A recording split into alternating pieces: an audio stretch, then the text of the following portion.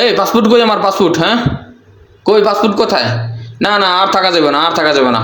ভাবছিলাম একটা চান্স লুমু ফালায় ফুলে থাকমু, এইদিকে ওইদিকে ওইদিকে থাকমু, থাইকে তারপর কয়দিন পর আবার মিছিল মুছিল করবো, আবার হামলা হুমলা কইরা কোনো রকম আবার শেখ হাসিনা আবার নিয়ে আমু বাংলাদেশে। না, এখন তো দেখা যেতেছে কাম হবে না। গোপালগঞ্জের যেই অবস্থা, যেই বিধান ফিটাইছে বাছা বাছাইয়া, ওই দেখলেও তো আমার গাও শিউরে ওঠে। ভাই আমি আর পারবো না। হ্যাঁ, ব্যাগের মধ্যে থুইছো নি? কই থুইছো তুমি? কই থো কি জিনিস? কই থো কোথায় কোনো খোঁজ খবর থাকে না কে?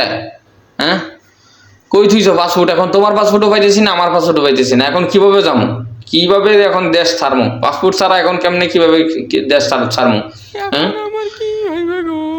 গোপালগঞ্জে যেভাবে ফিরাইছে বাসা বাসাইয়া, ওরকম বাসা বাসায় তোমার এখন 2-3টা দিমু আমি। ঠিক আছে, তুমি কই থুইছো কোনো কিছু খুঁজে পাই না আমি। ব্যাগের ভিতরে পাও না? রাখো কম্বলের তলে, দেখো কম্বলের তলে। কই, এখানেও তো নাই। কই, কম্বলের তলেও তো নাই। কম্বলের তলেও নাই, কোথাও নাই। কি কই, জামা কাপড়ের ভিতরেও নাই, এইখানেও নাই। কই রাখছো? কোনো খোঁজ খবর নেই। একটা জিনিস কোথায় রাখো, কি করো, কোনো কিছুর খোঁজ খবর নাই। ফ্রিজের ভিতরে আসেনি, ফ্রিজের ভিতরে পাসপোর্ট কিভাবে আইব? এখানেও পাসপোর্ট নাই। এখন খাও, খাও স্যার। যেভাবে বাবা মা বাবা বাবা ডাকলেও এখন কাজ হইবে না। হুম, এখন চাইছিলাম পলান ছাড়া কোনো রাস্তা নাই। এখন পলামু যে, তাও তো পাসপোর্ট পাইতেছি না। কেমনে পলামু, কেমনে কি করবো?